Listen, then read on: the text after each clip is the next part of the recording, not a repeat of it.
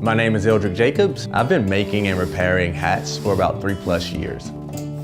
Today I'll be repairing a hat that's approximately 70+ years old while maintaining its character. First, I'm going to deconstruct the hat. We use a seam ripper and then we use snippers. The felt is in really great condition, but we have to be very careful to make sure that we don't poke any holes into the felt or rip something that needs to be ripped. This hat belonged to my client's grandfather, and when he passed it down to his father. We're gonna maintain the character and patina of the hat and the hole.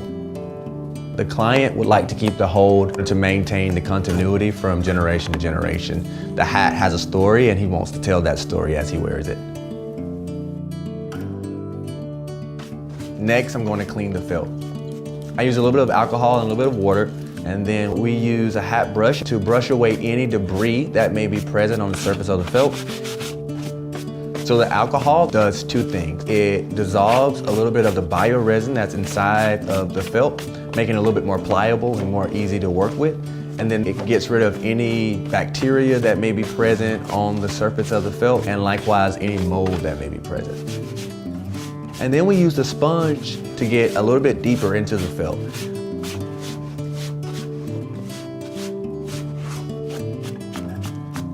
For the hat band, we spray it with alcohol again, and this allows me to go over it with another sponge to really sort of clean up the hat band and the loose threads. We really work to keep it in its original condition. We want it, like the felt, to maintain the character that it has gained over those years of wear.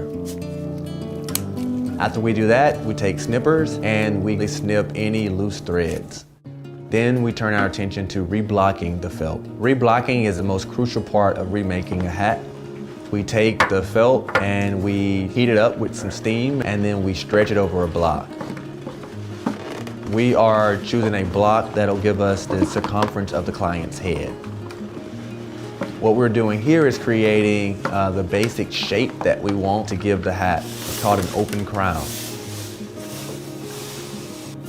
And then once we have it stretched over the block, we'll grab a hatter's knot and a pusher downer, which is the tool that we use to take the hatter's knot to the bottom of the hat block. Here is where we are creating the 90-degree break angle between the crown and the felt. The hat would be irreparable if the felt itself was starting to disintegrate, particularly around the break line. That would create an issue for reblocking the hat. I'm using a brim cutter, and it allows for us to decide how wide or how short we want the brim. This brim has to be regulated down a ½ inch. The general shape will stay the same, but we are making sure that the hat frames my client's face nicely.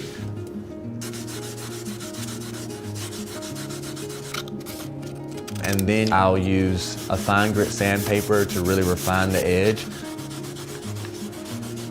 In the brim cutting process, you don't always get the cleanest edge, so the sandpaper allows for us to really create sharp edges on the hat.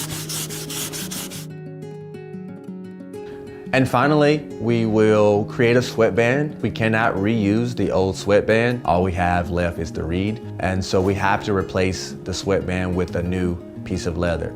The sweatband is critically important to maintaining the integrity of the hat. It really holds the hat together. But more importantly, it allows for a barrier between the wearer's forehead and the felt itself. Hatters can do a lot of things, but getting sweat out of felt is quite a difficult feat.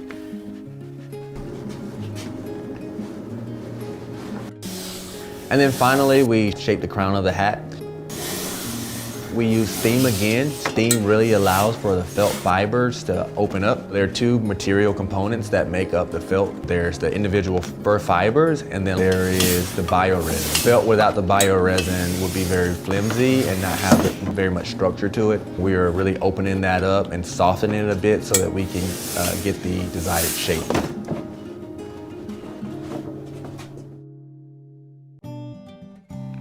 I'm excited about this particular restoration, and I think that my client will be over the moon and overjoyed that he has a hat that looks and feels like his grandfather's hat and also has the patina and the character that comes with a 70-plus-year-old hat. The only reason this hat would need to be brought back into our shop is if we need to do hat maintenance, particularly with the sweatband. In general, this hat will last as long as my client wants to wear the hat.